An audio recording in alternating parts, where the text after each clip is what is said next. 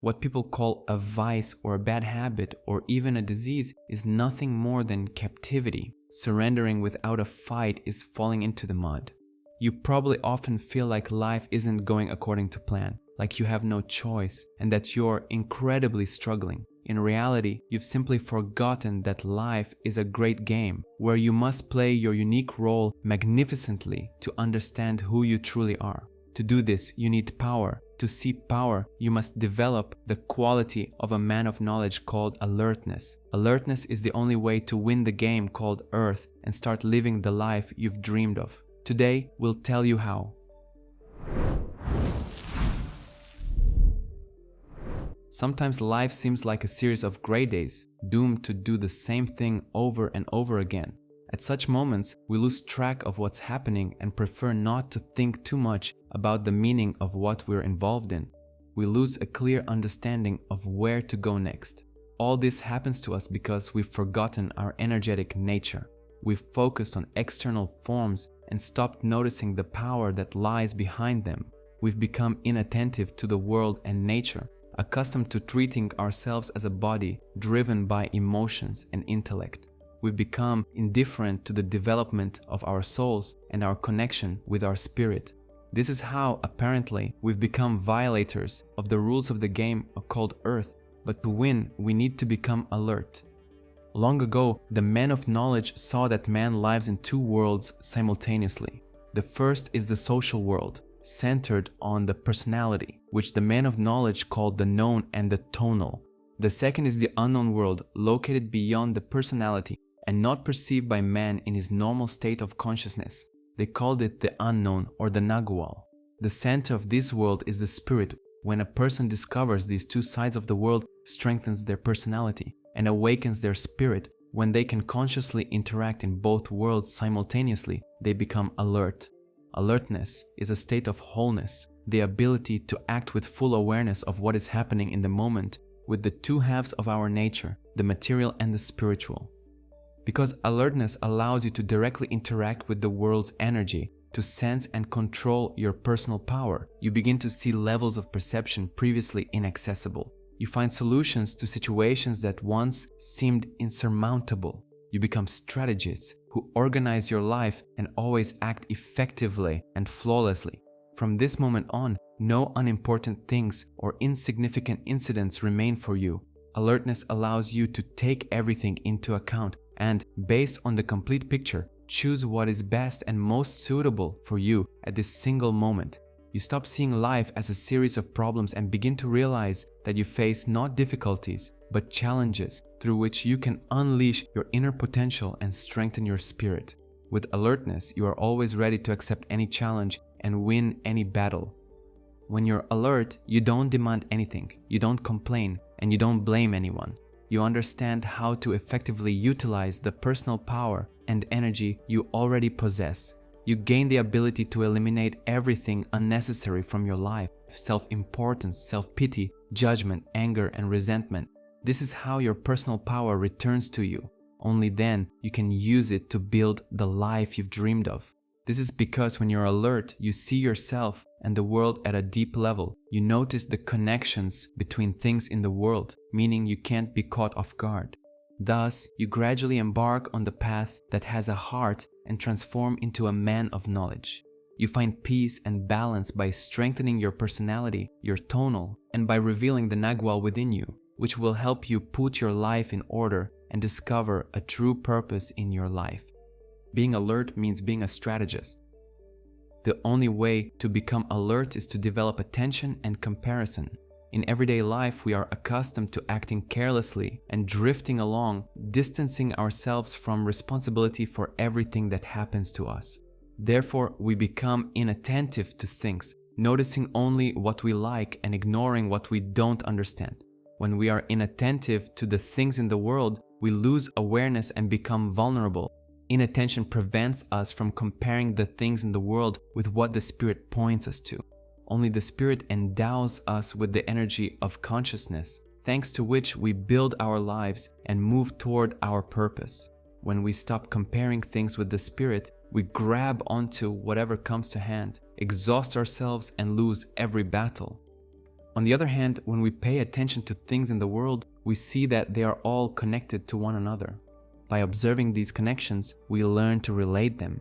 When we relate everything in our lives to our spirit, we begin to see signs, hear the eternal call of the higher self within us, and our body learns to feel and act in accordance with this call. This is alertness. The people of knowledge said that we lose in life precisely because we lose alertness and become inattentive to things and signs from the spirit. We cease to be the protagonists of our game called Earth and become passive observers, capable only of complaining and blaming. When a difficulty arises, we close ourselves off in our own little space and ignore everything beyond our tonal. At this point, we stop seeing the possibilities and alternatives that the world offers us and that reside in the nagual. Therefore, we lose our game. But there's nothing shameful about defeat itself. It allows us to take a step back, regroup, and act with a new, more effective plan. Usually after losing once or twice, we give up, hands up in the air, and stop fighting the battle with our weaknesses and false beliefs. We strive, even desire, to be captured, just so the battle would end quickly so we could resume our sweet sleep. Thus, we become overwhelmed by self-pity and become captives of our own habits, bad deeds, and beliefs. Not a trace of alertness remains. Illnesses, habits, delusions, all these are captivity, which can be freed if we are alert. But while in captivity, we cannot be happy because the freedom granted by the Spirit disappears. We must escape captivity on our own, continuing the battle with our stupidity until complete victory.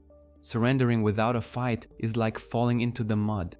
Rising from the mud is incredibly difficult. Alertness saves us from this fall. When we are alert, we understand the Spirit and act in the best possible way. We take control of the game. When we are selfish, we stop focusing on the Spirit and become self-centered, losing awareness of everything else. Being alert means letting go of selfishness in order to perceive all incoming information from all available channels: sight, hearing, smell, and touch. Without alertness, we lose information and our consciousness strains to compensate. This tension is reflected in our physical body as tension and illness. Therefore, alertness is primarily a function of the body, not of the mind. To become alert, we must learn to release tension in the body, become relaxed, yet be ready to act at any moment. There are two practices for developing alertness: the technique of letting go of mental constructs and listening to the world. The technique of letting go of mental constructs allows us to silence the internal noise of chaotic thoughts and relax the mind. When our mind is free of tension, we become more attentive to the world and accumulate alertness. But as long as our mind is tense, our body will always be tense. We risk losing any battle. When beginning the technique of freeing yourself from mental constructs, get yourself a notebook. Find a place to practice and begin writing down all the thoughts that are currently in your mind. Write down any thoughts, no matter how delusional. Your goal is to write without judgment or evaluation. If, however, an assessment of what is happening occurs, write it down in the notebook as well. Let it emerge and don't keep it bottled up. With this practice, you'll become aware of the volume of internal noise that constantly drains your energy, and you'll also free yourself from the pressure of your chaotic thoughts and relax. This will allow you to activate all information channels and turn on your body's attention. Thanks to inner silence and relaxation, this type of attention will begin to accumulate knowledge about how to behave in situations you've never encountered before. Your alertness will increase. To perform the listening to the world practice, lie down on a comfortable horizontal surface and relax your body. You can do this by first performing the previous practice. While lying down, find a sound that repeats periodically in the room where you are lying. Focus on this sound. It will soon become stronger and louder as your attention increases. At this point, try to hear what other, quieter sounds are hidden behind the one you are focusing on. Don't analyze what is happening rationally. Simply observe. At some point, you will notice that your mind will try to ignore sounds whose source it doesn't understand or knows. The mind will try to direct your attention to the known, to what it can classify. You will gradually come to the realization that not a single sound you hear exists in isolation, that everything exists in combination with one another.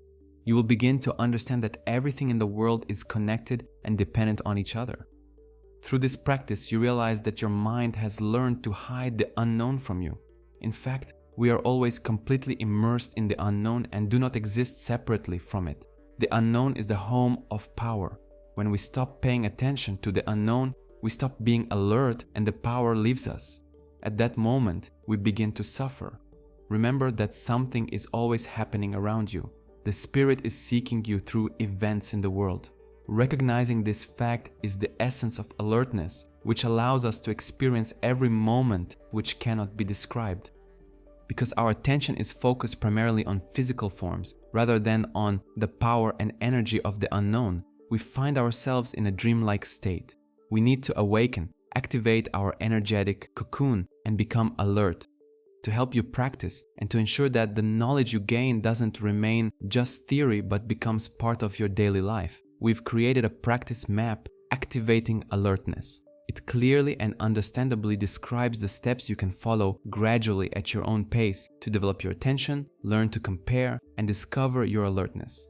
Download the practice map and become alert right now. We often hope that something will happen in our lives and everything will resolve itself, but we must courageously admit that the more we hope for a miracle we don't deserve, the more we lose clarity, understanding, and the desire to change. This is surrender, hoping for a lucky break that will never happen without our active participation. If we don't develop alertness within ourselves, we remain inattentive to the unknown. We miss out on what can help us overcome any challenge in life and become receptive to spirit. Thus, we become immersed in our problems, leaving neither the strength nor the energy for the path that has a heart. Our game is destined for a bad ending. Alertness allows you to harmonize the known, which lies outside, with the unknown, whose center is within you.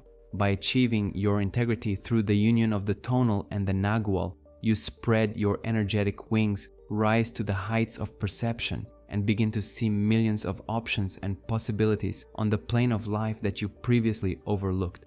You begin to see the entire map of the game and become an ally of the force, freeing yourself from the bondage of your habits and weaknesses.